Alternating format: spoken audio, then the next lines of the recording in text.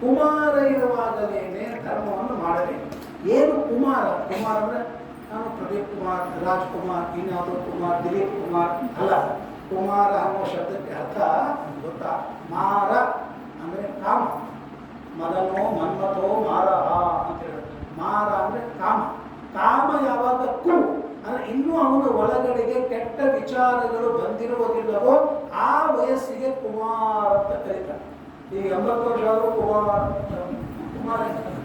ಮಹಾಮಾರಿ. ಹಾಗಾಗಿ ಅಂಥ ಸಣ್ಣ ವಯಸ್ಸಿಗೆ 6-7 ವಯಸ್ಸಿನ ಬಾಲಕರಿಗೆ ಕುಮಾರ ಅಂತ. ಆ ವಯಸ್ಸಿನೊಳಗೆ ನೀವೇನೋ ಒಂದು 4 ಸ್ತೋತ್ರ ಮಂತ್ರ ಕಲಿಸಿರ್ತೀರಿ ನೋಡಿ, ಅವೇ ನೆನಪಿರ್ತಾವೆ. ಮುಂದೆ ನಮ್ಮ ಹತ್ರ ಮುಂಜೆ ಮಾಡ್ತಾರೆ, ಆಚಾರ್ಯ ಮುಂಜೆ ಮಾಡಿದ್ರಿ, ಅವನು 8 ದಿವಸದ ಮತ್ತು ಸ್ಕೂಲ್ ಸ್ಟಾರ್ಟ್ ಆಗ್ತಾ ಸಂಧ್ಯಾವನ ಕಲಿಸ್ರಿ. ಅವ್ನು ಹೆಂಗೆ ಸಂಧ್ಯಾವನ ಮಾಡ್ತಾನೆ? ಅವ್ನು ಗ್ಲಾಸ್ ಇಟ್ಕೊಳ್ಳಿಕ್ಕೆ ಬರೋದಿಲ್ಲ, ನೀರು ಕುಡಿಬೇಕು, ಬರೀ ಟೆಕ್ನಿಕಲ್. ಈಗ ನೀರು ಕುಡಿತಾನೆ, ಕೈ ಹೊಡ್ಕೊತಾನೆ, ಹಿಂಗೆ ಹಾಕೋ ಇಟ್ಟ ಅಭಯೋಗ ತಾನು ಜೇದಾತಾನೆ, ಬಾಜು ಇಬ್ಬರವ್ರು ಸಿಡಿಸ್ಬಿಡ್ತಾನೆ, ತಾನು ಮಾತ್ರ ಚೆಂದಾಗಿ ಇದು ಹಾಕೋ ಇಟ್ಟ ಅಭಯೋಗ ಹಿಂಗೆ ಅರ್ಘ್ಯ ಕೊಡ್ರಿ ಅಂತೇಳಿ ಕರ ತಿರ್ಗಿಸ್ಬಿಡ್ತಾನೆ, ಸಂಧ್ಯಾವನ ಆಯ್ತು.